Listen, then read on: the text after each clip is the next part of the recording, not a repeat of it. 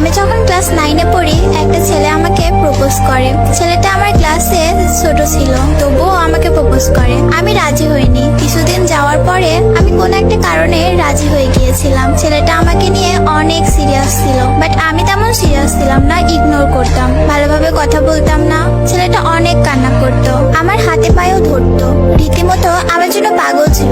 একদিন কথা না বললে সে পাগলের মতো হয়ে যেত। একদিন আমার বাসায় জেনে যায় আমি রিলেশন করি। অনেক বকা খাইছি, আমার ফোনটাও নিয়ে নেয় বাসা থেকে। তারপর সে তার ফোন আমাকে দিয়ে দেয়। সে তার বন্ধুর ফোন দিয়ে আমার সাথে কথা বলতো। আমি আবার ধরা পড়ে যাই, সে আবারও আমাকে আরেকটা ফোন দিয়ে দেয়। এভাবে অনেকগুলো ফোন আমাকে সে দিয়েছিল। সে অনেক পাগলামি করতো, আমাকে অনেক ভালোবাসতো, কিন্তু আমার ফ্যামিলি মানবে না। প্রথম প্রথম আম্মু মেনেও নিয়েছিল, কিন্তু আম্মু যখন জানতে পারে ছেলেটা সিগারেট খায়, তখন আমার আম্মু আর মেনে নেয় না। আমার বাসায় বিয়ের জন্য চাপ দেয়, অনেকগুলো বিয়ে ভেঙে দেয় আমি নিজেই। তখন আমার ফ্যামিলি আমাকে বলে, ঠিক আছে তোমাদের বিয়ে দেব, কিন্তু দুইজন কারোর সাথে কথা বলবা না, আগে বড় হও, তখন তোমাদের বিয়ে দিব।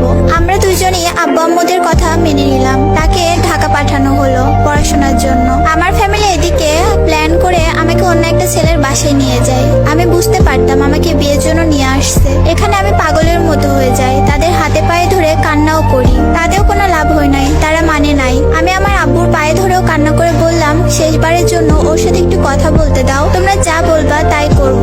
তারপর আমার আব্বু আমাকে বলল, কথা বলতে দিব, কিন্তু তুমি ওকে বলবা না যে তোমার আজকে বিয়ে। আমিও রাজি হয়ে যাই। ওকে কল দেওয়ার সাথে সাথে ও যখনই হ্যালো বলছে, তখনই আমি চিৎকার মেরে কান্না করে দিই আর বলি আমাকে বিয়ে দিয়ে দিচ্ছে। ও তো তখন পাগল হয়ে গেছে। রাত বাজে 2টা, কোনো গাড়ি নাই, কেমনে আসবে? ওই পাগলের মতো খালি পায়ে দৌড়ায় দৌড়ায় বাস স্ট্যান্ডে গেছে, কোনো গাড়ি নাই, রাস্তার মধ্যে শুয়ে পড়ে কান্না করছে। আর এখানে আমার কাছ থেকে আমার ফোন নিয়ে নিছে।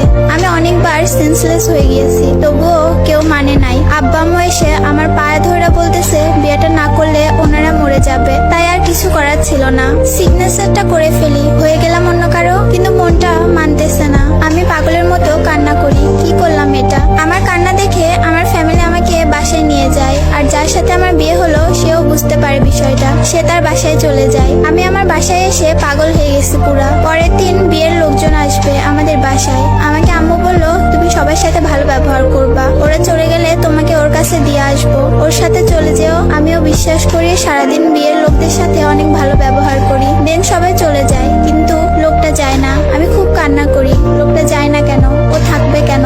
লোকটা বলতে আমার হাজবেন্ড। আমি কান্না করতে করতে আম্মুকে গিয়ে বলি, আম্মু তোমরা তো আমাকে বলেছিলে সবাই চলে গেলে তুমি আমাকে যেতে দিবে, তাহলে ওই লোকটা যায় না কেন? আম্মু আর কথা বলে না। একটু পর দেখি বাসায় কেউ নাই, আমি একা। ওই লোকটা আমাকে একটা রুমে নিয়ে গিয়ে অনেক বোঝায় তাকে মেনে নিতে, ফার্স্ট ভুলে যেতে।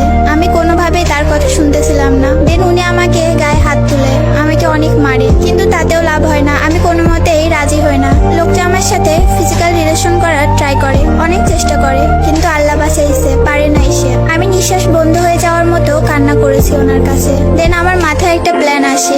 আমি ওনাকে বলি আমার পানি তৃষ্ণা লাগছে, পানি খাবো। তো উনি পানি আনতে যায়। তখন আমি দৌড় দিয়ে দরজা দিয়ে বাহিরে চলে আসি। রাস্তায় কিছু লোক আমাকে দেখে তাদের বাসায় নিয়ে যায়। খুব কান্না করেছি, এলাকার মানুষ জমা হয়ে গিয়েছিল। পরে আব্বু আম্মু বাধ্য হয়ে আমি যাকে ভালোবাসি তাকে মেনে নেয়, তাকে ফোন দিতে বলে। আমি ফোন দিলে আম্মু কথা বলে আর বলে যে আমার মেয়ের বিয়ে হয়ে গেছে, কিন্তু ও তোমাকে ছাড়া মরেই যাইতেছে, তুমি কি ওকে বিয়ে করবা? সে বলেছিল ওর যদি আরো 10 জায়গায় বিয়ে হয় তাও আমি ওকে বিয়ে করব। পরে যার সাথে আমার বিয়ে হয়েছে তাকে আব্বু আম্মু বুঝায়